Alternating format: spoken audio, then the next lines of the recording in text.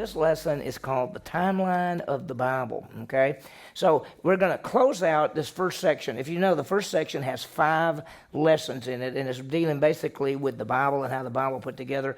We started off with just some good truths about the Bible, and then we did an overview of the Old Testament and New Testament, plus how we got the Bible. Then we did one lesson on the whole Old Testament. Then we did a lesson last week, which was on the New Testament. And this lesson is really about putting together the Bible. There's a lot of different ways to look at the Bible. I mean, we all know there's one book, but then there's also 66 books. So when you think about it, we'd say the Bible, it's the central theme, of course, is the reconciliation, and it all flows together. But if you had to put in one sentence, what would you say it is? The story of the Bible is perfect God brings sinful man back to himself using his son, Jesus Christ. That's the story of the Bible. Central person in the Bible is Jesus Christ. If you begin in Genesis chapter 3, the seed of the woman is coming. You go all the way to the book of Revelation, the one sitting on the throne, the one ruling forever and ever, the one that we will serve forever, the one that says, let the Spirit and bride say, come, come, take of the water of life freely without cost. So it's so great. So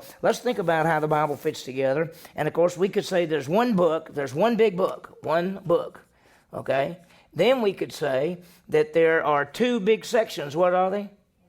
The Old Testament and the New Testament. So we said, okay, we're getting it. We're seeing how it all fits together, Old Testament and New Testament. So the 2 big sections. I've got a study that I've been doing that I was doing it and sort of everything got stopped. And I think it goes all the way back to February when everything happened, and March and April and everything.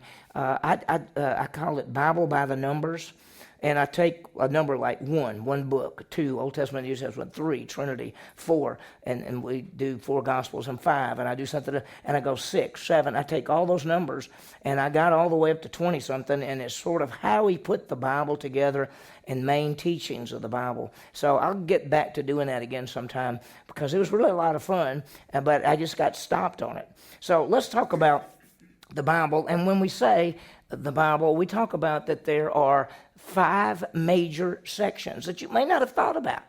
I mean, we already know that there's one book, and then there's 2 big sections, Old Testament and New Testament, but the Bible can be divided into 5 sections. So let me give them to you. The first one is from Genesis chapter 1 through chapter 11. We call it the age of the Gentiles. 1 through 11 is the Gentiles. And so just think about that. The first 11 chapters of the Bible is basically dealing with Gentiles. Then as you go down that next, you start in Genesis chapter 12, going basically to Acts chapter 2 is the age of the Jews. So this is Genesis. Genesis 12 through Acts 2 is basically the Jews. And when you look at the Bible, you think about it, you realize that in just the 12th chapter of the book of Genesis, the very beginning of the Bible, God chooses a man named Abram, and he changes his name to Abraham, and then there's Isaac and Jacob and Judah and Joseph and all the way down, and then Moses and King David. I mean, you start going through the Bible, all that's Jewish people. That's all dealing with the Jews. And this section sort of ends, you might say, when the church age begins. We'll talk more about it, because the third one begins basically in Acts chapter 2 and goes through about Revelation chapter 3, which is the age of the church. So Acts 2 through Revelation chapter 3 is the church. That's us. So when you think about it, it's starting in the Bible, about Acts 2 or 3, that in there, going almost to the end of the Bible, deals with the church age, because we got the letters to the churches, we got the history part, we got all of that. Then, if you want to break the Bible down, you can also begin in Revelation chapter 4 through 19 is the tribulation time period. 4 through 19 is the tribulation. And that's a different section as well, because age of the Gentiles, age of the Jews, age of the church, the tribulation time period. So if we don't necessarily call it like an age, and you can see how the Bible fits together. In fact, good gracious.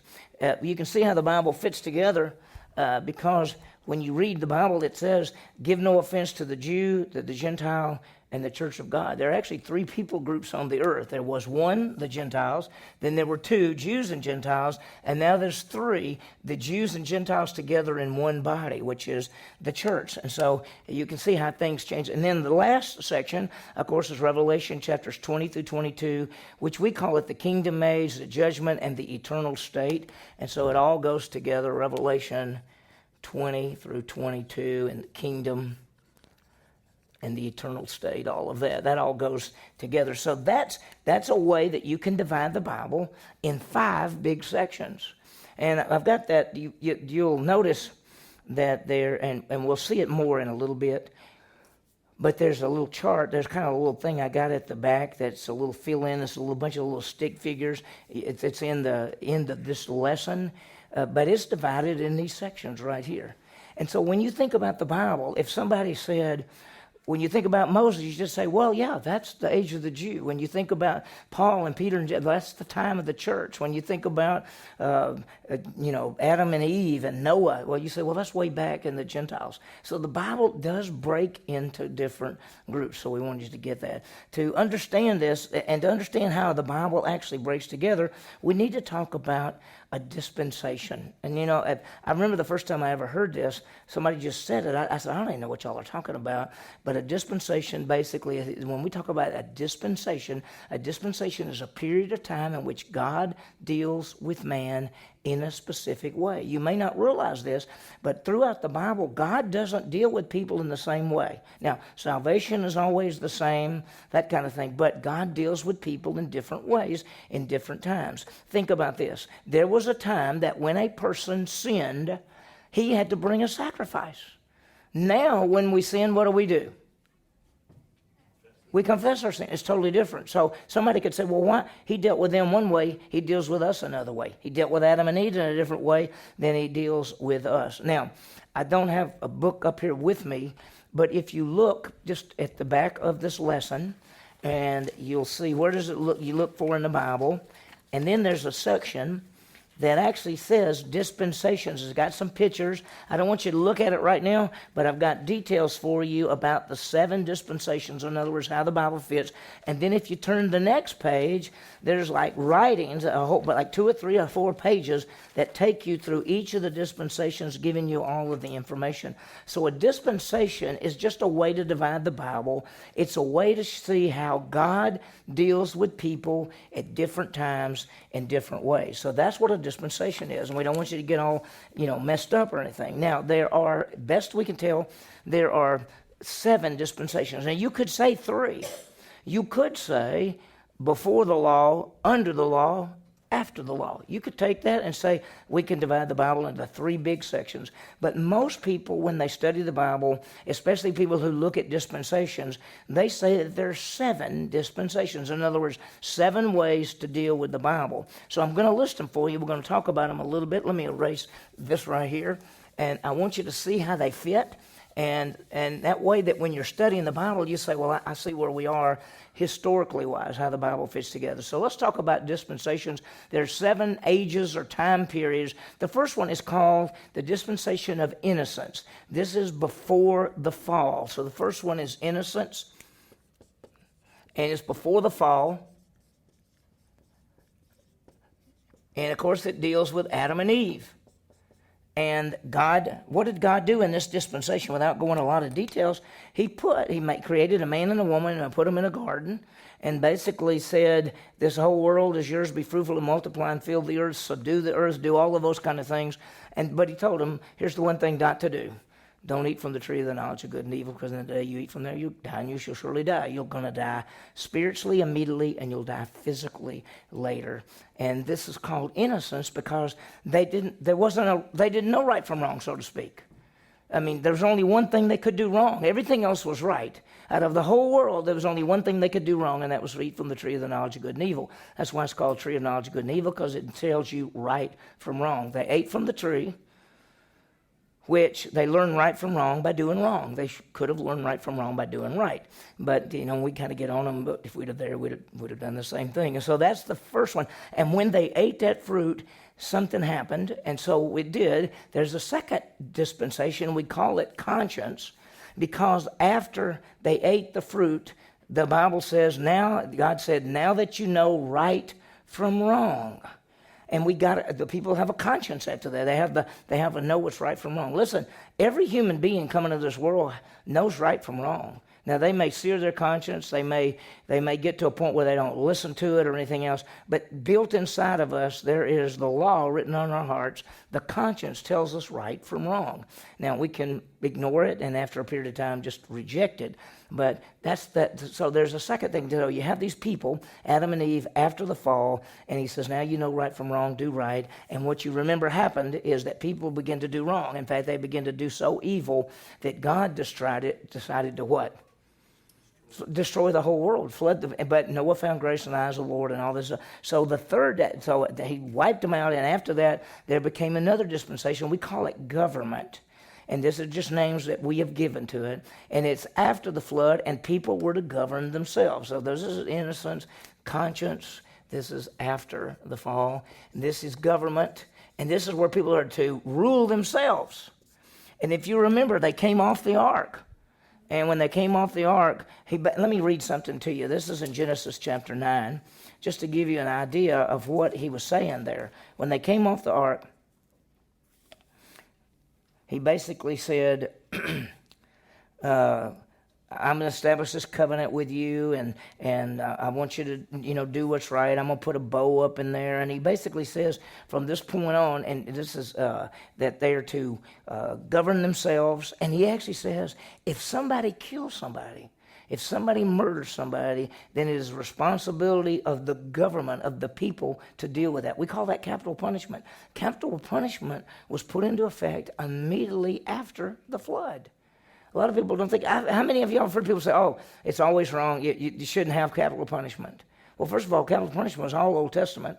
And then you go to the New Testament, you go to Romans 13, and he basically says, obey the laws of your government, and the government has the sword to put to death. So it is the right of a government to have capital punishment. And that goes all the way back. So that's government. And so you think about it, in every one of the dispensations, it starts out good and then they fail. They put them in the garden and they fail. They told them to do right from wrong, they failed. They put them in a government and said, do what you're supposed to do, and they failed. And so God then comes with a promise. We call it the promise. This is when he chooses Abraham. I'll just write promise right here. And it's Abraham. And he comes to Abraham and he gives him a promise. That's in Genesis chapter 12. He says, I'm going to make a great nation out of you. I'm going to give you a land, a seed, a blessing. Through you, the nations of the world will be blessed. This is the promise. And this time period lasted from Abraham to Moses. And so you see the innocence before the fall, conscience after the fall. Then after the flood came the government. And then at a point in time, God picked a man, which is Abraham there. And he says, I'm making this promise. And that's the chosen people. And that, by the way, the promise has never gone out of effect. This is just a way that God deals with people. Now, then from there is another dispensation, and it's called the dispensation of law. And if you remember, the nation of Israel, Abraham and Isaac and Jacob and Joseph, and they ended up going down to Egypt. And when they came out of Egypt, they went down with 75 people. They came out with 2 million people. They went to Mount Sinai, and God gave them a law. It's a different dispensation. And by the way Abraham lived, people say, well, Abraham did this and this and this. Abraham wasn't under the law. In fact, let's say it. Abraham couldn't have been under the Mosaic law because Moses wasn't even born yet. I mean, Abraham and Isaac and Jacob and Noah and Adam and Eve and they weren't under any law. They weren't under Mosaic law. And everything's right from wrong.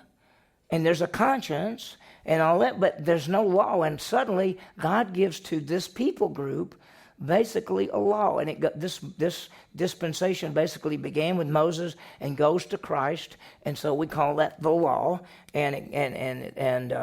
Basically Moses, the lawgiver. Everybody says Moses, the lawgiver. Well, that's when and that's a dispensation. This is how God deals with people. And think about this: under the law, if you sinned, what did you have to do? You had to get a sacrifice. And you could bring other kind of sacrifices. And there were certain days. And, we just had the Day of Atonement, which was just, what was that? Was it Sunday? Saturday night and Sunday, I think, was Day of Atonement, the 10th day of the 7th month. That was the High Holy Day. It's the only holiday that the Jews celebrate that they afflict their souls. All the other holidays are happy. The Day of Atonement's not a happy day. It's their they're hoping that God will cover their sins for another year. And so that's under law. Now, after the law, and if you remember from Adam and from Moses all the way to Christ, and then now the next dispensation is us. We call it the dispensation of grace. It could be also the church age. It begins with Christ and ends with rapture, and so it's the church age. So we just say it's the age of grace of the church. It started with Jesus basically. It's going to end with the rapture part when the church is gone. And this is us. And we call it the age of grace because you can see grace in this dispensation more than any of the other ones so far. I mean, under law, you say, well, there's law. Well, yeah, there's grace under law, but this is the dispensation of grace. And in your book, and I'm not going into a lot of details on this tonight, but in your book, there's a handout that gives you the dispensations, and then there's 4 pages that actually take each dispensation, talk to you about what they were about, how they fit. So you don't need to look at it now, but it's very, very interesting. And then the last dispensation is what we call the kingdom. And this is after the tribulation. Some people put the tribulation back under law action because it all goes back to the years of the Jewish people. But then you have the kingdom. And when we say kingdom, the kingdom is actually an eternal kingdom. We know that the kingdom lasts for 1,000 years, but in 2 Peter and 1 Peter and 2 Peter, he calls it the eternal kingdom. So it's 1,000 years on this earth, and then it will go on forever. New heavens, new earth, and that kind of thing. So that's what I call the eternal kingdom. So the Bible, you can fit the Bible together in what we call 7 dispensations. You can make it in 3, before the law, law, and after law. You can make it to 7. 7 is a little bit more detailed. I know some people who actually have more than 7 dispensations. I think the very best way to do it, 7 is pretty normal, that most Bible people, both Bible scholars who hold to this and look at this is how they break it up. And so I've given you a good bit of information in your workbook there that you can read and go into a lot more detail if you want to. So I just wanted you to see how you can divide it. So you can divide the Bible one big book, 2 books, Old Testament, New Testament. You can divide it into 5 different big sections. You can divide it into 7 different sections.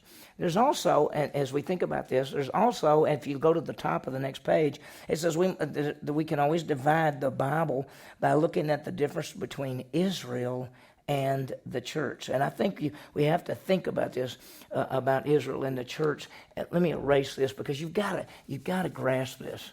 This is one of the keys to the whole Bible. And if you don't hold to this, you're going to have a whole different way of interpreting the Bible, and you're going to have a different way of seeing how the Bible fits together. We must always keep the distinction between the nation of Israel, which is the Jewish people, the nation from Abraham to Isaac to Jacob, and the church, which is the body of Christ, Jews and Gentiles together. I want you to understand, God chose a man named Abraham, and he's a Jew. He's called a Hebrew. He crossed over the Tigris-Euphrates River. That's him. Abraham had 2 sons. What were their sons' names? Isaac and who?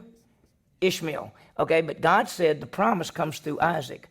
Isaac had 2 sons. What were they? Jacob and Esau. God said the promise comes through Jacob. Jacob had how many sons? 12. When you say Jewish people, you can't just say Jewish people are descendants of Abraham, because not all descendants of Abraham are Jews. Abraham to Isaac, that's Jews. Ishmael was not Jewish. Isaac to Jacob, that's Jews. Esau was not a Jew. Okay, so when you say Jewish people, you have to say the Jewish people are descendants of Abraham through Isaac and Jacob and the 12 tribes. Okay, so God chose this people group. He did not choose them for salvation. He chose them for service. Each individual Jew had to believe in order to be saved, but they were chosen for service. And so he has this people group. Then, throughout history, that's the Jew. Then there became the church, which is different. If you remember, the church is the body of Christ, made up of Jews and Gentiles together. They are not the same. Do not ever say the Jews and the church, they're all the same. They are not. They're distinct. So we must always keep the distinction between the nation of Israel and the body of Christ. And I'll tell you why in just a second. But I want you to see this, that you got to have the distinction because the promises to Israel are not the promises to the church. What did he promise Abraham? A land. What else? A seed and a blessing. And the land ultimately became what we call Israel. The seed ends up being a people group, but also the Messiah. And the blessing is the Savior and the salvation to the world. That's through the Jews. That's not through the church. Those promises, this is the Abrahamic covenant, the Palestinian covenant, the Davidic covenant, the new covenant. All those all were different, never given to the church. So just remember that God has promises to Jews. God had promises to us. You know what he promised us? He said, I'm going to prepare a place for you. When I get it ready, I'll come back and get you. And where I am, you'll be with me. I'm going to come get you. I'm going to take you out of here. The dead in Christ will rise first. You who are alive and remain, be caught up together with them to meet the Lord in the air. That's one of the promises aspect. He promises, I'll never leave you or forsake you. He also said, I'm going to have the Holy Spirit come to permanently indwell in you. That's promises for us. That wasn't promises for Israel. So I just want you to understand that. And so Romans 9, 10, 11 talk all about the nation of Israel. God will keep his promises to Israel, and he will keep his promises to the church. Let me show you what I mean. There are some people, I'm just going to throw this out. There are some people who say that God has rejected Israel, and he has chosen the church, and the church has taken the Jewish people's place. That means the promise of a king and a kingdom, and the land, and the seed, and the blessing. These promises, they say, are all spiritual, and they're not real. They won't ever happen. There won't ever be a kingdom. There won't ever be a king sitting on the throne. There won't ever be a land given just to the Jewish people. They say it because they say that God rejected these people, and the church fulfills it, but it's spiritual. It's not physical. And the answer to that is it's wrong. God made promises to Israel. He will keep those promises. God made promises to the church. He will keep those promises. So God is faithful, even when Israel or the church is not. Because Israel wasn't faithful, but neither are we. So you just got to put down whatever you want to put there. Now I want to show you one other thing. There's a distinction between Israel and the church, and you can write this down. First of all, Israel is a nation. They're a people group. The church is the body. It's the body of Christ. Okay? Israel is made up of Jewish people. And remember, through Abraham, Isaac, and Jacob. Just remember that. Don't just say descendants of Abraham. Say descendants of Abraham through Isaac and Jacob. Okay? Israel is made up of Jews, but the church is made up of who? Jews and Gentiles. See, we're placed in the body of Christ, where the nation is the nation of Israel, the Jews. Israel has a land. Has any of y'all ever seen the dimensions of the land? You know where the land begins? It goes from the Euphrates River all the way over to the Nile River. What we call the land of Israel today, which if we look at it on a map and we go, gosh, it's pretty little. That land is going to go all of the Sinai, all the way over in Egypt to the Nile River, and then all the way over to the east to the Tigris-Euphrates River. That's the land that God promised them. You find that in Genesis 15 and Genesis 18. And that's what you see. So they have a land. The church doesn't have a land. The church has the whole world. Our job is to go into where? All the world and proclaim the gospel message. So Israel and church are two different things. The last one is this. Israel has the covenants. They have 5 covenants. 5 covenants. 4 unconditional, 1 conditional. And the church has the blessings of the covenants. The blessings of the covenants. I want to show you something. I'll just do it real fast. And of course, always, if you have questions, comments, input, stop me, because we got time. We've got plenty of time. When God goes back, and there's Adam and Eve, and then he chooses Abraham. And from Abraham to Isaac, and Isaac to Jacob, and Jacob to Judah and Joseph. And they go down, and this is the Jewish people, and they go down into Egypt, and they come out, and they get the law, and all of these things, and they're all looking forward. They're all, from here to here, they're all looking forward to a Messiah, to a Savior. And we go through the whole Old Testament, and at a point in time in history, here comes Jesus, and he dies on the cross and pays for sin. And the nation rejects him. Many Jewish people believed in him, but the nation as a whole rejected him. So God set aside the Jews. He's not through with them. Every promise he ever made, land, seed, blessing, that's all going to come true. Everything's going to come true. But he set them aside, and he chose something else. He chose the church, which is Jew and Gentiles together in the one body. And that's us, and that's what's going on now. We are not the same. We have our responsibility. We're to make disciples. We're to lead people to Christ and train them and equip them. And one of these days, what's going to happen? The rapture is going to happen. And the church is going to be gone. And we'll show you one quick thing, not details, but God promised way back here, 490 years to the Jews, he said at the 483-year mark, the Messiah would die. That's exactly what happened. Then he sets them aside. Here's the church. After the church is gone, what happens? It's the tribulation. And how long is the tribulation? It's 7 years. Why? He promised them 490. They used up 483. This tribulation is the final 7 years of the Jews. So just remember that you don't mix them up, that Israel has promises, God's people, he chose them, they have a ministry, they have a job to do, and it's separate from the church, which is us, the body of Christ. He chose us. When you believe in Jesus, he places you in Christ. We have a job to do, but one of these days we'll be gone. Then he goes back to them. And then in the kingdom, we're all together. But there's still Jews and Gentiles and church. It's going to always be that way. So don't mix them up. Let me show you something. Throughout history, that you may wonder some things. When the church began, in about the 2nd and 3rd century, some of the teachers in the church said the Jews were evil, they crucified Christ, God is through with the Jews, and the church has become the new Israel. And sometimes they're called spiritual Israel. And so a lot of churches, a lot of denominations, you're talking about the Catholic Church on up, they believe that they have replaced Israel. Now let me show you what happened. In the Old Testament, let me ask you a question.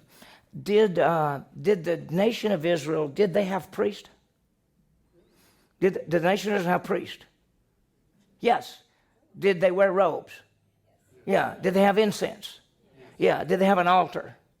Did they make sacrifices? Yeah. Okay. That's the nation of Israel. Well, when the church came into being, and in the 2nd and 3rd century, when they began to teach that they're the spiritual Israel, do you know any ministries, churches, denominations in which they have a person they called a priest? And does he wear robes? And do they have incense? Do they have an altar? Do they still have sacrifices? Listen, that's why you see what we call high church, like Episcopal and Catholic and Presbyterian and Methodist. Why do they wear robes? Why do they have incense? Why do they have an altar? Listen, I have a twin sister that has a church, and when you go into their church, you go up here, and then this part up here is sacred because it's the altar.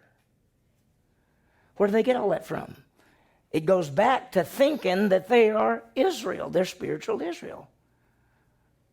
So don't mix it up. We are not spiritual Israel. Israel is the body of Christ, from Abraham. There are Jewish people from Abraham to Isaac to Jacob with promises. The church is the body of Christ, Jews and Gentiles together. And by the way, a mystery in the Old Testament, never mentioned. And we have our responsibility. So don't mix them up. And when people do, they make all kind of problems. Because do we believe that there will be 1,000-year reign of Christ on this earth? Why do you believe that? You know why you believe that? Because it was a promise to David, to the Jewish people, that the Messiah, the King, would sit on the throne of Israel for 1,000 years. Okay, that's not a promise to us.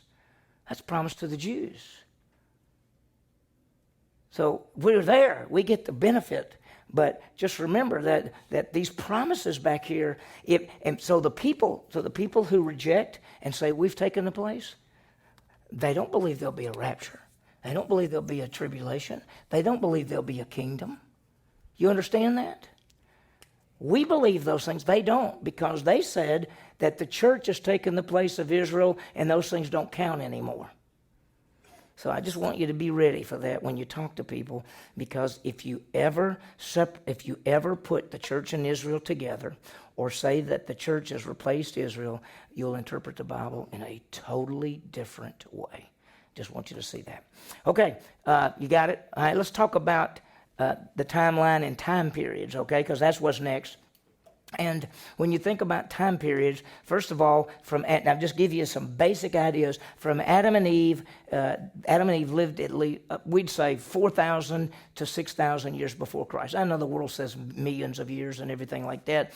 And a guy by the name of Usher went through the Bible back, 200 or 300 years ago, and he came up with 4,004. He actually said creation was 4,004 years before Christ. And then people looked at it and they began to see that maybe he made some mistakes on how long people lived and where they all fit together. And so some people say it's probably more than 4,000 years. So I always say that from Adam and Eve until you come to Christ was between 4,000 and 6,000 years as far as biblical, when you look at the biblical charts and how they fit. Okay? Then Abraham lived about 2,000 years before Christ. Now, the reason I'm giving you all this is so that when you study the Bible and you see these people, you have an idea of where they fit in the timeline. And so Abraham lived about 2,000 years before Jesus. So Abraham lived over 4,000 years ago. We're still talking about him. We still know him. We still say Abraham and Isaac and Jacob. So Abraham lived about 2,000 years before Christ. Then you have Moses. Moses lived about 1,500 years before Jesus was born. And that's what's so amazing is that the Mosaic Law basically only lasted about 1,500 years. Because Moses wrote it down, but Moses probably wrote it. They left Egypt about 1444 BC. Moses probably put it down then. They were under the Mosaic Law all through then, all the way till the death of Christ on the cross.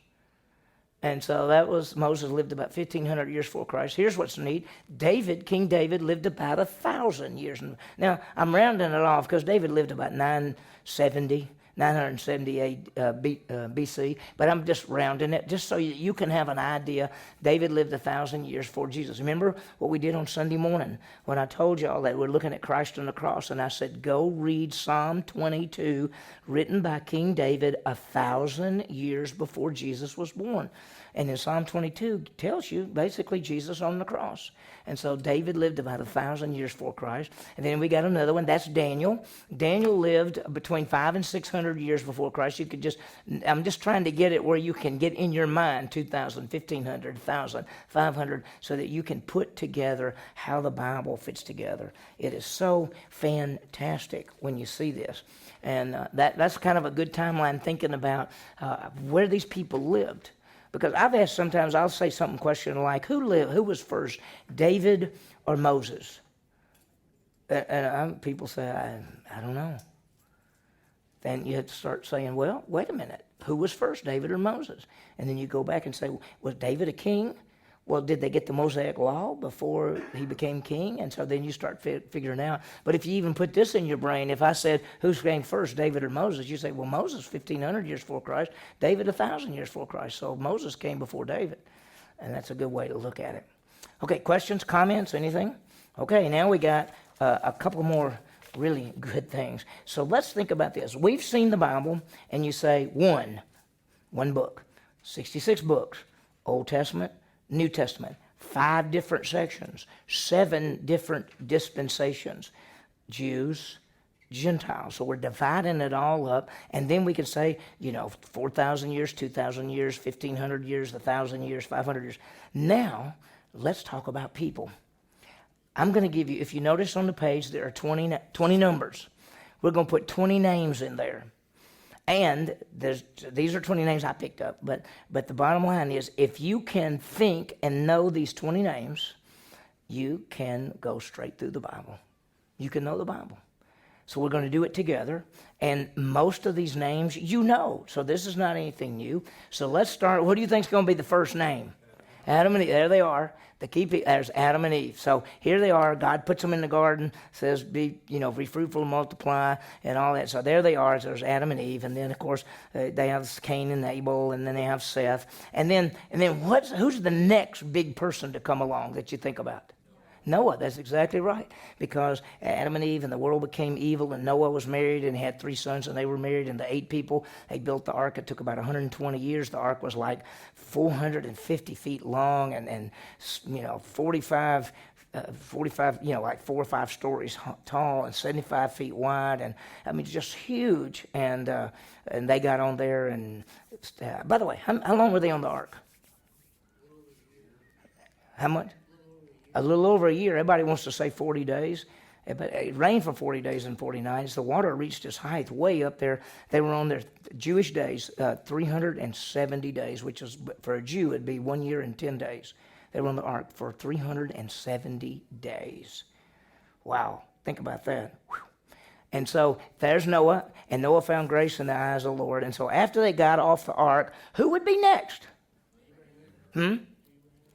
Okay, exactly, yeah. So God, then out of all these people in the world, remember we're in the age of the Gentiles, suddenly God picks a man. His name is Abram, which means Big Daddy. It means Big Daddy.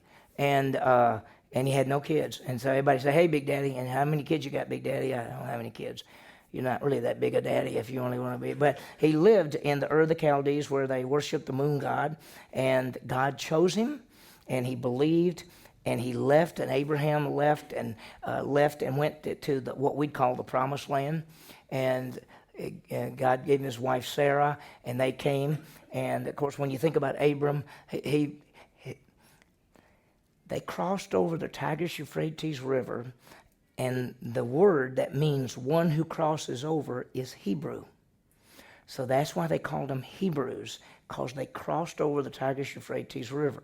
They're also called Israelites because they're named after Israel, which is Jacob's other name. And then they're also called Jews because that ties back to the tribe of Judah. So sometimes they're called Jews, sometimes they're called Israelites, and sometimes they're called Hebrews, and that's all their different names. So after Abraham, who came after Abraham? Abraham had a son named Isaac. Isaac's the quiet man. But Isaac is so amazing. When we did our study on the patriarchs, and I love that study, it's one of my most fun studies I got to do, but when you looked at Isaac, Isaac is quiet, and yet Isaac believes God enough that he's going to let his daddy put him up on an altar and kill him.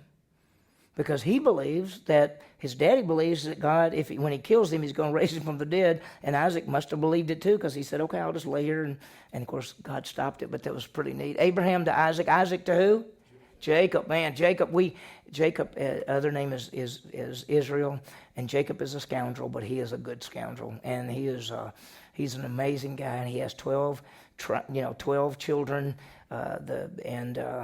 They're all famous. They all got different things dealing. But one stands out because as you read through the book of Genesis, one follows and you get to know more. Who would be the son of Jacob that you get to know more about?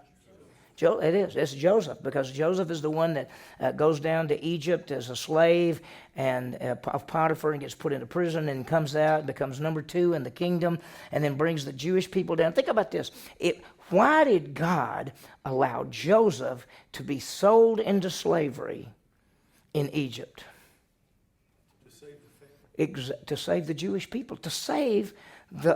If he didn't go down to Egypt, there wouldn't be a Messiah.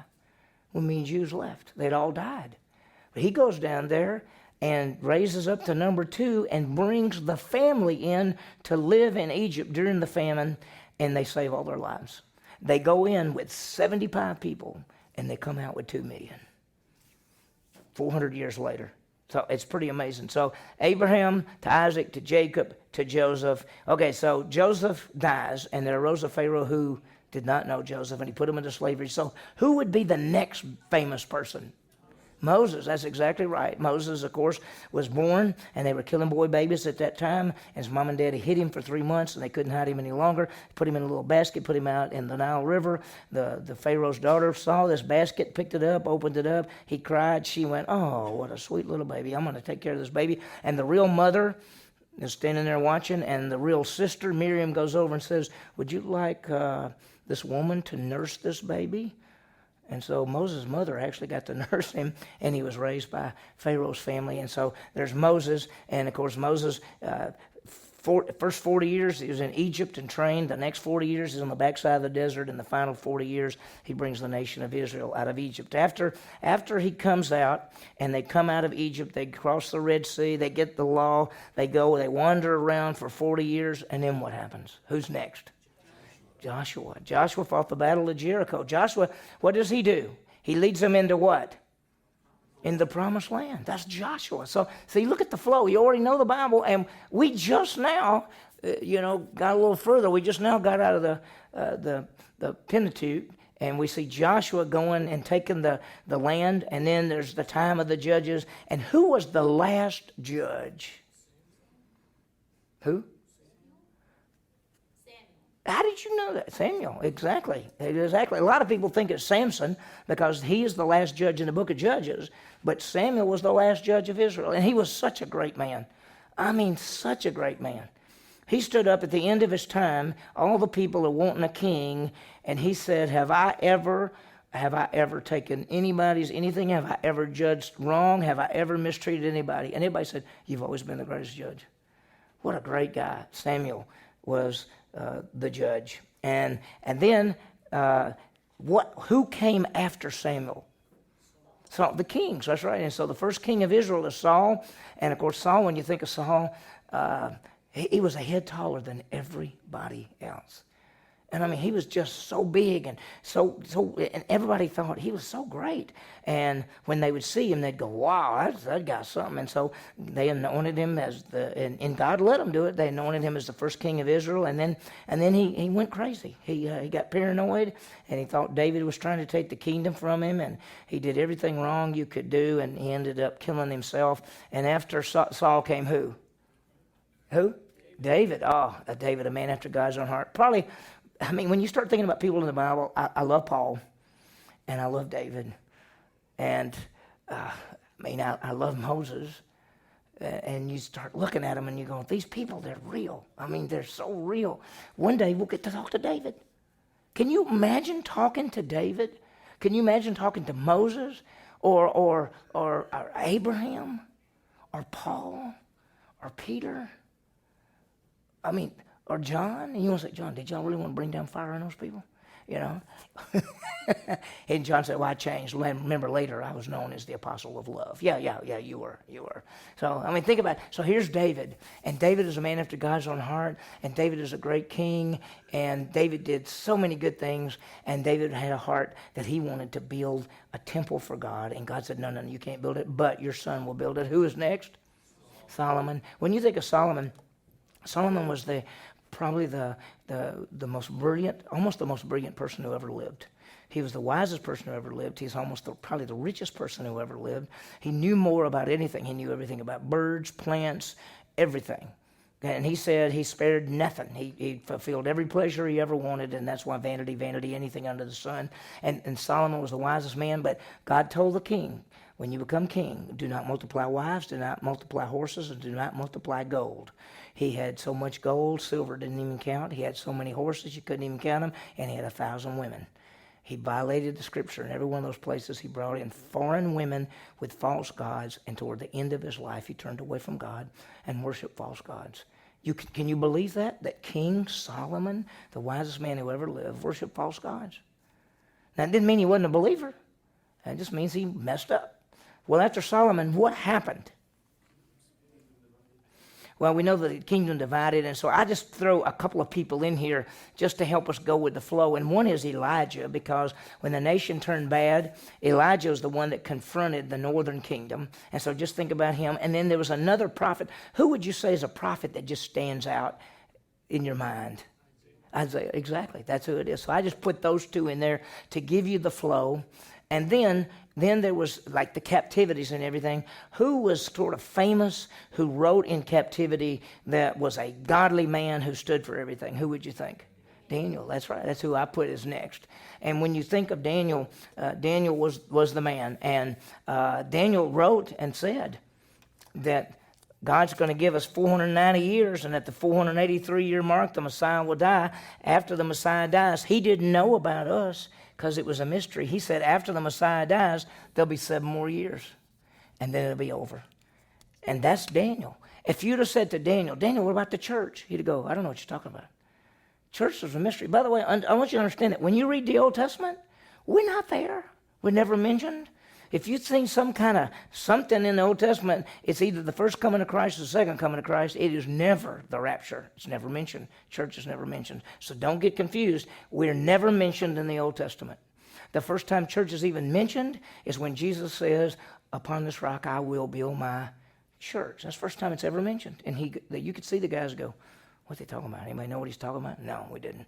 Okay, after Daniel, they have a time. Question? Yeah. When it says church upon this rock, you just struck I had a question. What word did they use? What do you mean? What Greek word did they use for church? Well, the Greek word is ekklesia, which means called out ones. Kaleo puts it together, ekklesia, which means, kaleo means call, ek means out of, so the churches are called out ones, and that is, it really means assembly. You could, in the book of Acts, when they have this big riot, and it says there was this assembly of people, it uses the word ekklesia. But when we say the church, we mean the called out body, the believers who called out from the fallen world and placed in Christ. That's the word for church. So, ecclesia, yeah. Okay, so after Daniel, there was this time period called the 400 silent years. There wasn't any new revelation given. If you remember, in one of the lessons, I put in between the testaments, what happened in between the testaments. I'm sure y'all have read every word of it, and it's just been enjoyable, but it's all in there, right? And so, but then something happens. Breaking the silence after these 400 years is who? John the Baptist. There he is. John the baptizing one. And he comes announcing the Messiah. He said, I'm the voice of one crying in the world and make the way for the Messiah. And that's what he does. And then, of course, who's he pointing to? Jesus. There he is. This is what the whole Bible's been pointing to, but he's number 17 on the big list. And this is Jesus. And so then Jesus goes and chooses people, and then he dies. And who takes leadership after he dies? Peter, okay? And then who after Peter? Paul. And then who's the last one? Who wrote the last book? Who wrote everything? John. There it is. There's the 20 people. That's the flow of the Bible. If you know those 20 people, if you memorize and most of them you know because you can just put them in order. If you do that, you have a flow of the Bible right there. Does that make sense?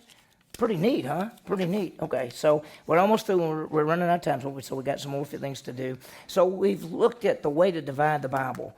One big book, 66 books, 2 aspects, 5 aspects, 7 aspects, Jews and Gentiles, and then we've looked at it with a whole bunch of time periods, and then we've looked at it a whole bunch of names. So all these different ways are ways you can divide the Bible. And then this last one is this: the central person in the Bible. The central person in the Bible is the Messiah. Okay? And the Old Testament looks what? Looks forward to the coming Messiah. The New Testament does what? Looks back to the Messiah who came. And when we think about the Messiah, in the Old Testament, he is called the seed of woman, also called the seed of Abraham. And by the way, and I'll look at this, and he's also called the son of David. So, there we are. That's the flow. Now, I've got one other thing. There should be a little chart-looking thing that looks a little bit like that, right? Have y'all seen that? So let's put it together. You want to? Together, we're going to go through and fill out this chart. So you can see it, and if you notice, way over here is divine history, and it goes, look, age of the Gentile, age of the Jew, age of the church, tribulation, and the kingdom on. So that's the 5 big sections right there that we talked about. And so this is how it fits. So let's do it. Y'all tell me who these people are, okay? So here we go. Let's start there. Who is under that tree? That's Eve and who? Adam and Eve. They're eating that fruit. And he should be saying, you get away from that tree. But he doesn't. He stands right beside her, and she eats it, and she gives it to him, and he eats it. And then they had 2 sons. One brought fruit, and one brought an animal. Who is that? Cain and Abel. There they are. And then after Cain killed Abel, they had another son. What was his name? Seth. All right, there it is. So you got it. Okay, now, after Adam and Eve and all that, then we see this person, and he's walking. And he's walking, and he disappears. Who could that be? Yeah, there it is. Enoch. That's him. He walked with God, and he was not. Then it gets to this time, and so God decides, I'm going to get rid of the world. And so they're going to build an ark. And who is this guy? Noah. There he is. There's Noah. And he had 3 sons. What are their names? The first one is what? Shem, Ham, and Japheth. There it is. Okay, I'll give you time to write it down because sometimes I don't know how to spell all these names and things. Sometimes it goes so fast. So, does this make sense? So we're doing pretty good, aren't we? We're getting it. Okay, everybody got it down? So Adam and Eve, Cain and Enoch, and then Noah, Shem, Ham, and Japheth. And the Hamites went south into what was more like Africa. And Japheth went to basically to the west and to the north, which is basically Europe. And Shem stayed in that area and went over toward the east. And that's where the people groups came from. And most Jewish people could come from Shem. The European people come from Japheth. So that's it. All right, you ready for the next one? Okay, here we are. And this is going to be a little bit, can you see it? Who is I've got that this guy, he's the first Jew. Who is that?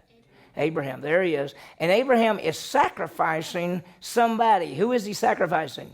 Isaac. There's Isaac. Okay, you got it? Okay, then Isaac had these 2 sons, and one of them cooked soup, and the other one said, I'll sell my birthright for the soup. Who are these 2 boys? Who are they? Jacob and Esau. And there they are. And you know what, Esau, I think Esau was a really good guy. I think people would like him, but it says that he was a godless man. He sold his birthright for a piece of stew. For a little bowl of stew. And then Jacob's name was later renamed what? Israel. Okay, now, we're going to look at the 12 tribes of Israel. What do you think the first one that starts with an R is? Reuben. I'm going to put it up there. And then who's next? Simeon. You can write that in. And then there is Levi. And then the 4th one is kind of the famous one. Who is that? Judah, because Jesus came from the tribe of Judah. And then there's a guy that starts with a D, Dan. And then the next one is one that, most people don't really think about it, but what's his name? Do you know? It's Naphtali, yeah. And then after Naphtali, there's Gad. And then who's the next one? Asher. And then Issachar, kind of a longer name. And then the next one, I went too fast. Who's the next one? Zebulun. Some people say Zebulun, but I say Zebulun. And then you got, this one, of course, is going to be Joseph, but he had 2 sons because theirs was divided. Who is that? That's Joseph and who? Ephraim and Manasseh. And they both had huge land areas.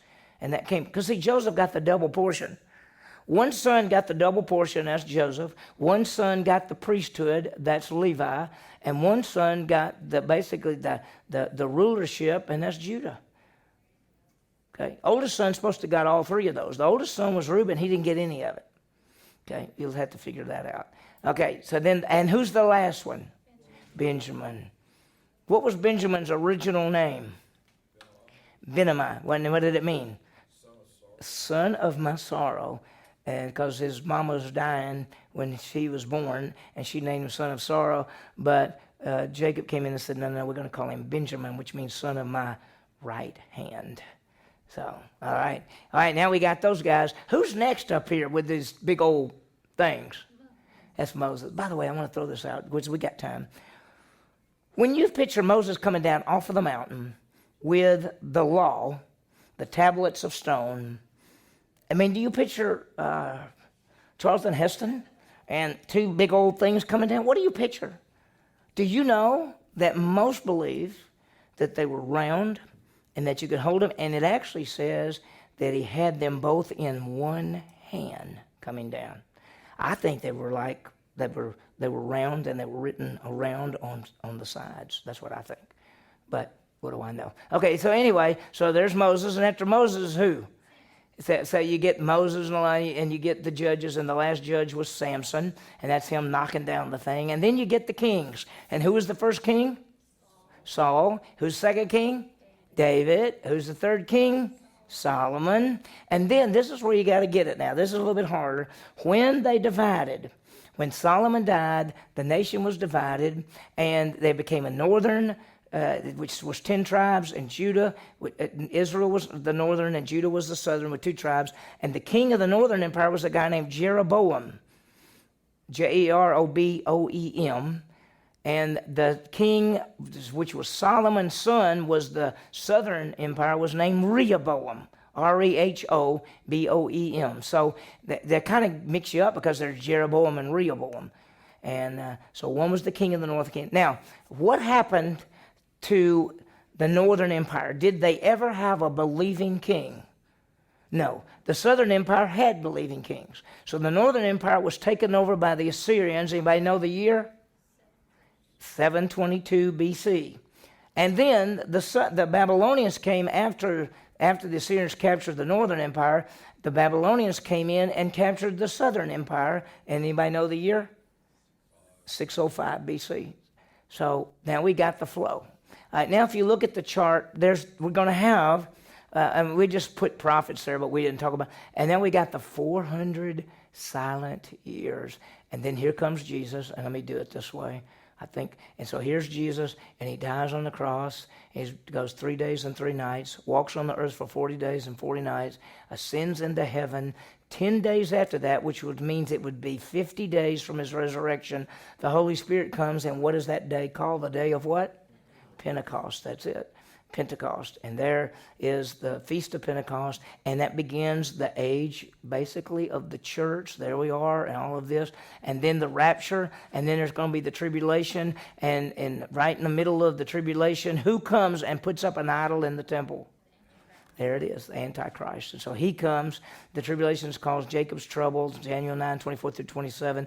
After that, there'll be the 1,000-year reign of Christ, the great white throne judgment, and eternity future. So you got it, don't you? There's the flow of the history that way. So let me give you some verses. Do you think you're going to be ready for this one? Actually, I just want you to know this one if you can. It's John 3, 14 through 18. It's one of the great verses in the Bible. When I learned this verse, this is how I learned it. I was coaching at Mississippi State, and we had dressing rooms in one place, and we had to walk about a mile to get to the practice fields. And Coach Tyler, who's the head coach, and I would walk every day to practice, and we together memorized John 3, 14 through 18 on the way to practice every day. You can do it. It's not that hard. So memorize that one. Also, there's 1 Peter 3:18, for Christ died for sins once for all, the just for the unjust, that he might bring us to God, having put to death in the flesh, but made alive in the spirit. So that's a really good one as well.